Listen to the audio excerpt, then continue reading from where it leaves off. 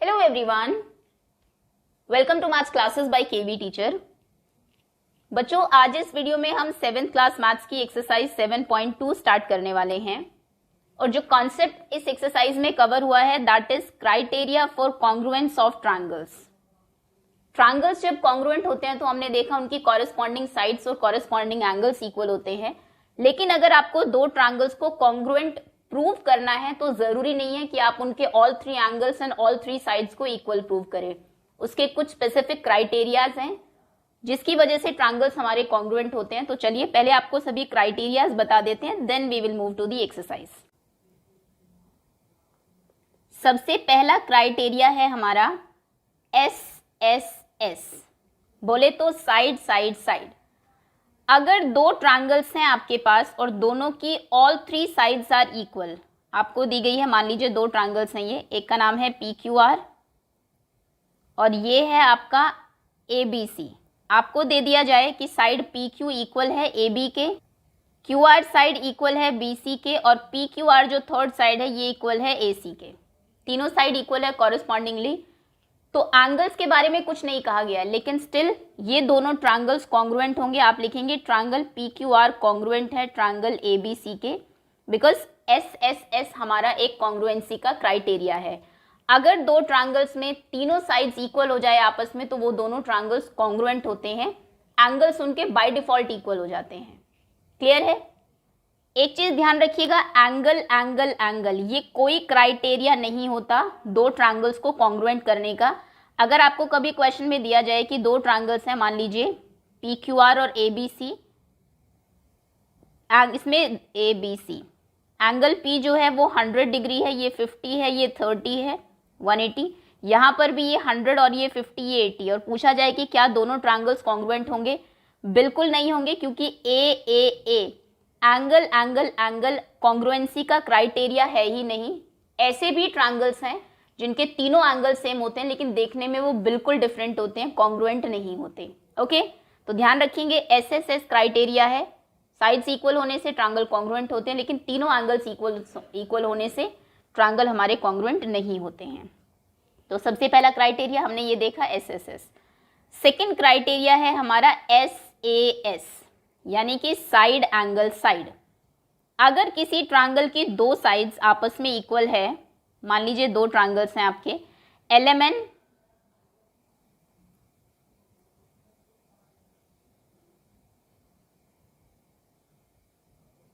Okay, XYZ LMN, आपको दो sides equal दिया, आपको कहा गया YZ इक्वल है MN के और XZ इक्वल है LN के।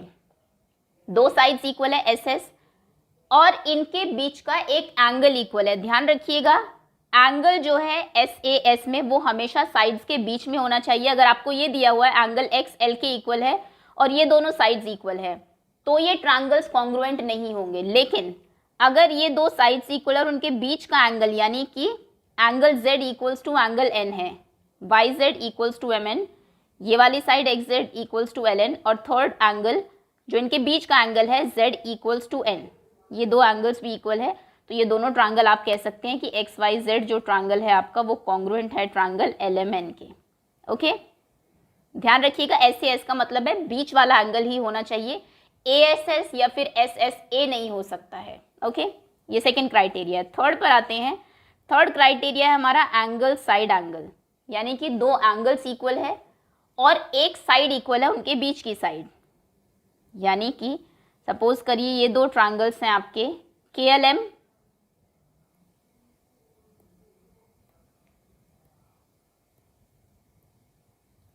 KLM और ये है PQR। आपको दिया गया है एंगल K इक्वल है एंगल P के और एंगल M इक्वल है एंगल R के। दो एंगल्स इक्वल है और इनकी बीच की साइड इक्वल है, KL इक्वल है PR के। तो यहाँ पर आप कहेंगे दोनों ट्रायंगल्स कॉन्ग्रुएंट होंगे क्योंकि ASA हमारा एक क्राइटेरिया है। अब इसमें एक चीज आपको ध्यान रखना है, ASA क्राइटेरिया है और AAS भी क्राइटेरिया होता है।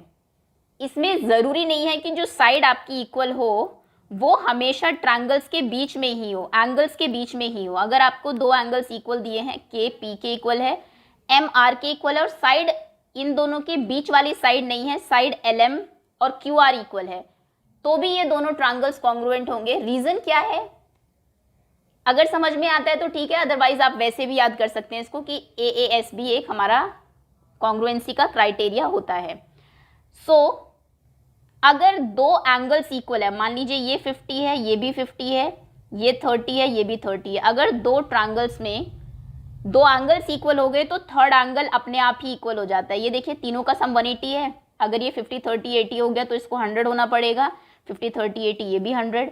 तो कहने का मतलब है दो ट्रायंगल्स में अगर दो एंगल्स इक्वल है तो थर्ड एंगल अपने आप ही इक्वल होता है। इसलिए कौन सी साइड इक्वल दी हुई है उससे फर्क नहीं पड़ता, जरूरी नहीं है आपको बीच वाली ही साइड दी जाए, आपको ये वाली साइड भी इक्वल अगर दी हुई है तो भी ट्रायंगल कॉन्ग्रुएंट होगा, आपको ये वाली साइड भी इक्वल दी हुई है तो भी ट्रायंगल कॉन्ग्रुएंट होगा। तो एक तो ASA हमारा क्राइटेरिया है, AAS भी है, दो एंगल्स और साइड वाली कोई भी साइड, जरूरी नहीं है बीच में हो। ये दोनों को ध्यान रखिएगा, SAS में बीच वाला एंगल होना कंपलसरी है, लेकिन AAS भी हो सकता है और ASA भी हो सकता है। जब दो एंगल्स इक्वल है तो जरूरी नहीं है बीच वाली साइड इक्वल हो, कोई साइड में कोई भी एक साइड इक्वल हो, उससे भी ट्रायंगल्स हमारे कॉन्ग्रुएंट हो जाते हैं। तो आप इसको चाहे तो फोर्थ क्राइटेरिया लिख सकते हैं, अदरवाइज ऐसे भी समझ सकते हैं। लास्ट क्राइटेरिया है हमारा criteria number 4, RHS, right angle, hypotenuse and side. ये तब एप्लीकेबल होता है, ये एक्चुअली स्पेशल केस है, क्योंकि ये तब एप्लीकेबल होता है जब हमारे दोनों ट्रायंगल्स राइट एंगल ट्रायंगल हो। एक एंगल 90 होना जरूरी है दोनों में ही। सपोज करिए ये दो एंगल्स आपको दिए हुए हैं ABC एंड PQR, ABCPQR। एक एंगल तो 90 है दोनों में ही, angle B equals to angle Q है।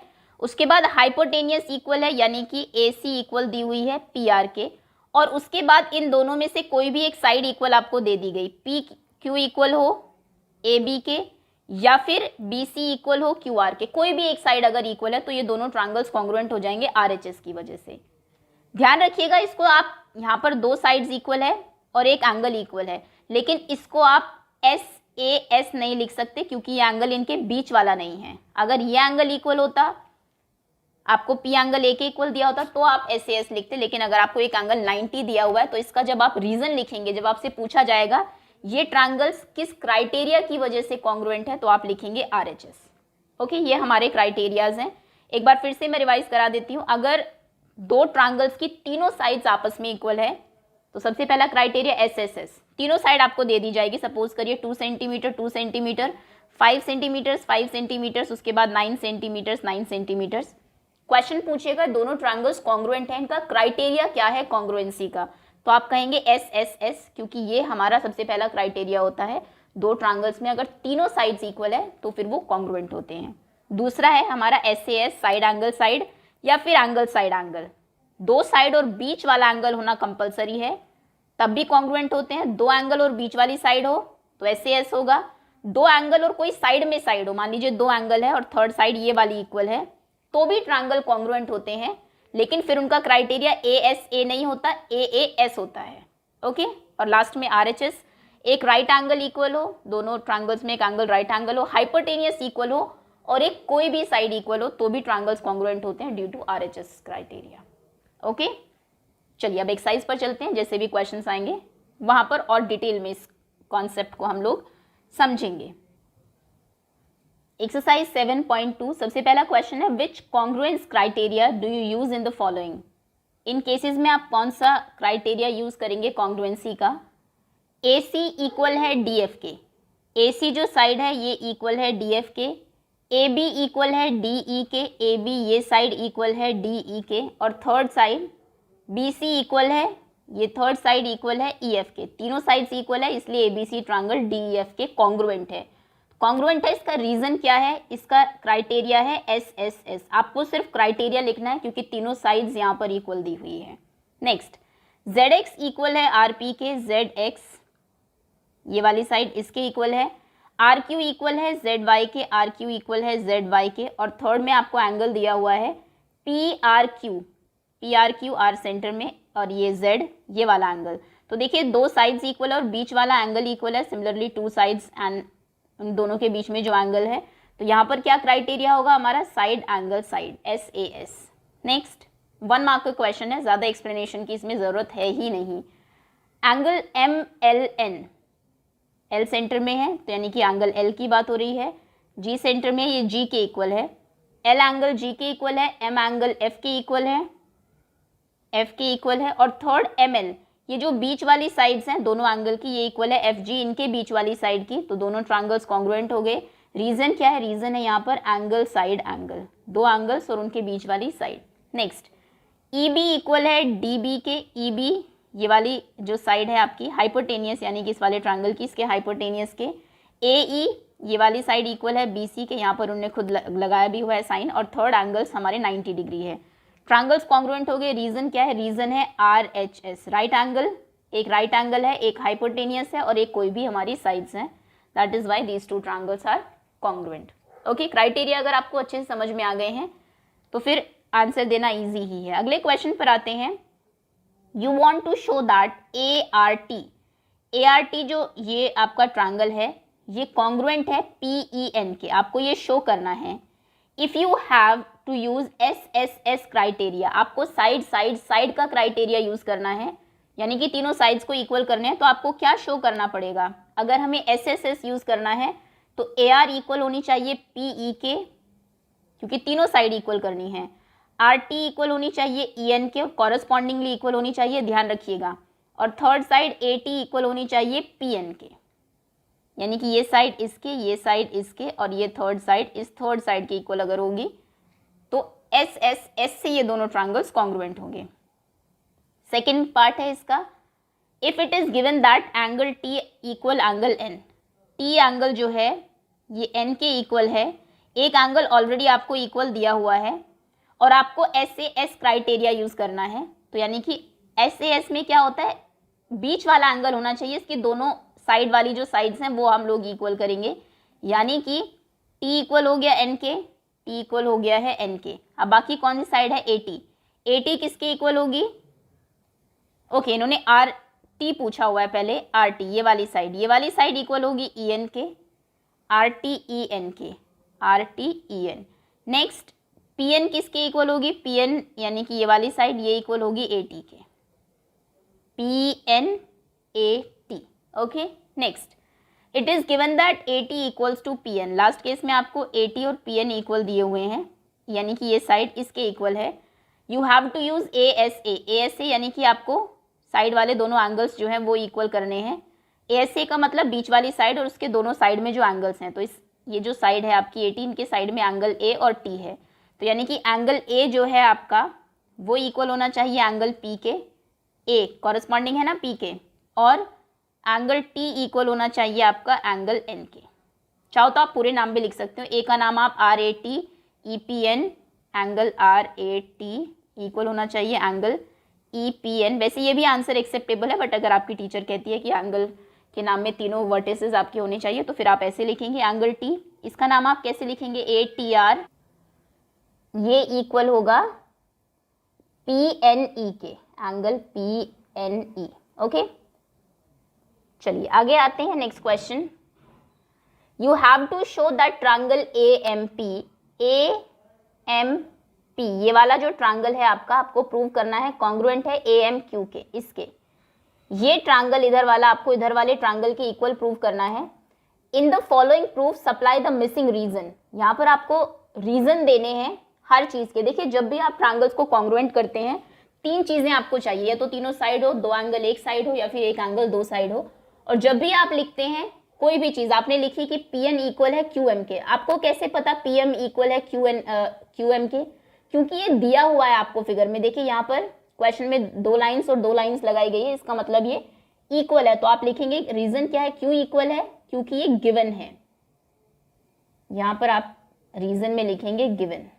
नेक्स्ट इज एंगल PMA यानी कि ये वाला एंगल इक्वल है QMA इसके, इसका क्या रीजन है, ये भी दिया हुआ है, यहाँ पर लगाए हुए हैं ना इन्होंने दो इस तरीके से लाइंस।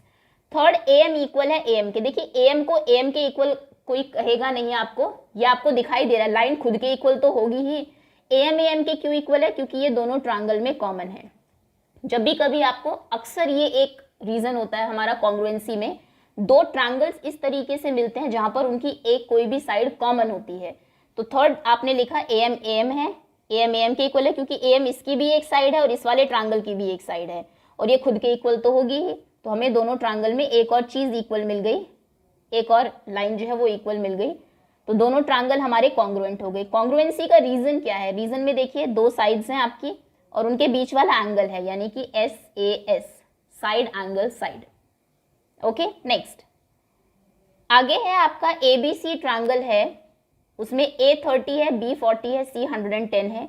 एक पी क्यू आर ट्रायंगल है, उसमें भी पी 30 है, क्यू 40 है और एंगल आर जो है वो 110 है। तो एक बच्चा कहता है अगर ऐसा है, तीनों ट्रायंगल्स कॉन्ग्रुएंट है, तो भाई फिर A B C triangle congruent होगा पी क्यू आर के by A A A. Congruence criteria, is it justified? क्या ये जस्टिफिकेशन सही है कि उसने तीनों एंगल क्योंकि बराबर दिए हुए हैं यहाँ पर, तो दोनों ट्रायंगल उसने कॉन्ग्रुएंट कर दिए और फिर कह दिया कि कॉन्ग्रुएंसी का रीजन ए ए ए है। और अगर जस्टिफिकेशन आप देते हैं, कहते हैं कि जस्टिफाइड है तो क्यों, और नहीं तो क्यों, रीजन आपको भी बताना है। रीजन ये है, ये जस्टिफाइड बिल्कुल नहीं है, ये गलत वो बोल रहा है, because A A A angle angle angle is not a congruency criteria. ये एक्चुअली कॉन्ग्रुएंट करने का दोस्त को, ट्रायंगल को, ये क्राइटेरिया कोई है ही नहीं। तीनों साइड का होता है, दो साइड एक एंगल का होता है, या दो एंगल एक साइड का होता है, तीनों एंगल का कभी नहीं होता, क्योंकि अक्सर ऐसा देखा गया एक ट्रायंगल छोटा है जिसके तीनों एंगल्स इक्वल हो सकते हैं एक बहुत बड़े ट्रायंगल के। ओके, तो यहाँ पर ये इसकी एनलार्ज्ड कॉपी हो सकता है। दूसरा वाला जो ट्रायंगल है ये बिल्कुल सेम दिखे ऐसा जरूरी नहीं है, तो ए ए कोई क्राइटेरिया नहीं होता, इसलिए ये गलत है बच्चा। इन दिस फिगर, ये जो आपको यहाँ पर फिगर दी हुई है, the two triangles are congruent, the corresponding parts are marked, we can write triangle RAT। RAT triangle किसके इक्वल है? ध्यान रखिएगा जब ट्रायंगल्स आप कॉन्ग्रुएंट लिखते हैं, किसके कॉन्ग्रुएंट है, वहां पर ऑर्डर बहुत मैटर करता है। RAT ट्रायंगल आप ऐसे नहीं लिख सकते कि ये QONW या फिर WON या फिर NWO के इक्वल है। कॉरेस्पॉन्डिंग इक्वल साइड्स यहाँ पर भी दिखनी चाहिए। ट्रायंगल का नाम आप क्या लिखेंगे? R। आर देखिए एंगल किसके इक्वल है? डब्ल्यू के। यहाँ पर आर सबसे पहले है, ये सिंगल लाइन आपको दिखाई दे रही है ना, तो यहाँ पर डब्ल्यू सबसे पहले आएगा, डब्ल्यू ए किसके इक्वल है? दो लाइंस यहाँ पर लगाई हुई है, दो लाइंस यहाँ पर किसके पास है? ओ, तो यानी कि ये आर, ए जो है वो ओ के इक्वल है तो आप ओ लिखेंगे, और थर्ड जो साइड बच गई टी, वो अपने आप एन के इक्वल हो जाएगी, WON। यानी कि रैट जो ट्रायंगल है वो 1 के इक्वल है, WON के इक्वल है। ऑर्डर मैटर करता है, किस ऑर्डर में आप ट्रायंगल का नाम लिखते हैं कॉन्ग्रुएंसी में, वैसे नहीं करता। अगर आपको इस ट्रायंगल का नाम पूछ जाए, ये RAT भी लिख सकते हैं, ATR भी लिख सकते हैं, ART आर्ट भी लिख सकते हैं। ओके, लेकिन अगर पूछे ये कॉन्ग्रुएंट किसके हैं, तो फिर यहाँ पर कॉरेस्पॉन्डिंग आपको देखना पड़ेगा। अगर आपने WON लिखा है तो इसका मतलब एंगल आर W के इक्वल होना चाहिए, RA जो साइड है वो WO के इक्वल होनी चाहिए। RA साइड देखिए WO के इक्वल है ना, हमारी दो लाइन वहां पर लगी हुई है, दो लाइन यहाँ पर है। क्लियर है? तो कॉरेस्पॉन्डिंग उसमें ध्यान रखिएगा आप ऑर्डर का। आगे आते हैं, कंप्लीट द कॉन्ग्रुएंट स्टेटमेंट। ये स्टेटमेंट कंप्लीट करो। BCA ट्रायंगल किसके कॉन्ग्रुएंट है? BCA। तो देखिए बी वाला, ये वाला ट्रायंगल इसके कॉन्ग्रुएंट है। नाम ध्यान से देखेंगे, ये वाला जो एंगल बी है, दूसरे वाले ट्रायंगल में भी बी के ही इक्वल है ये, तो आप लिखेंगे ट्रायंगल BC। सी में यहाँ डॉट लगा, यहाँ पर डॉट किस में लगा है? टी, तो BT, और क्योंकि A 90 है तो ऑब्वियसली इधर भी 90 ही होगा, BTA। BCA कॉन्ग्रुएंट है BTA के।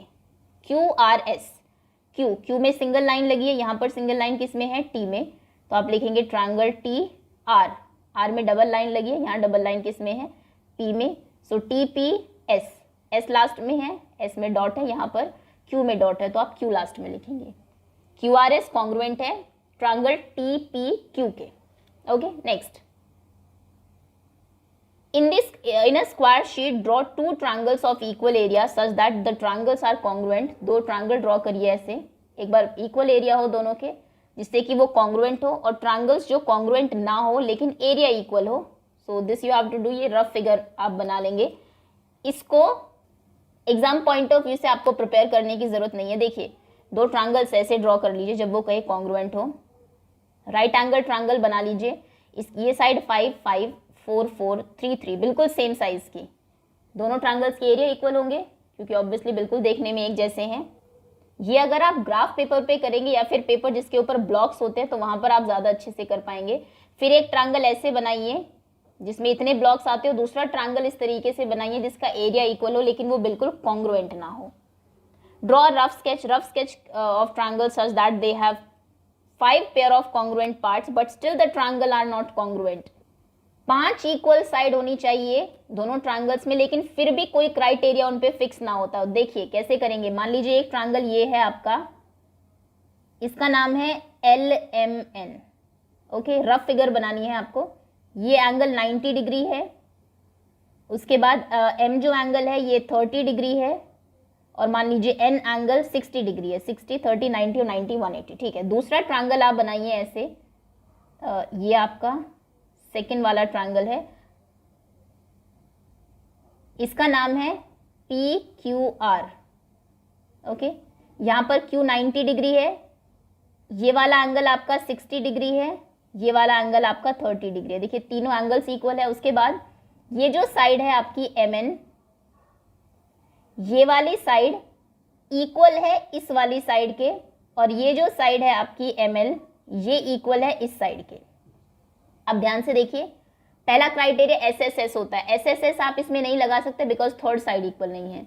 दूसरा AA कोई क्राइटेरिया हमारा होता नहीं है, हालांकि तीनों एंगल्स इक्वल है। दूसरा क्राइटेरिया हमारा एंगल साइड एंगल, यानी कि दो एंगल और बीच वाली साइड होनी चाहिए इक्वल। यहाँ पर ये जो 60 और 30 है, 60 और 30 के बीच वाली साइड ही इक्वल नहीं है।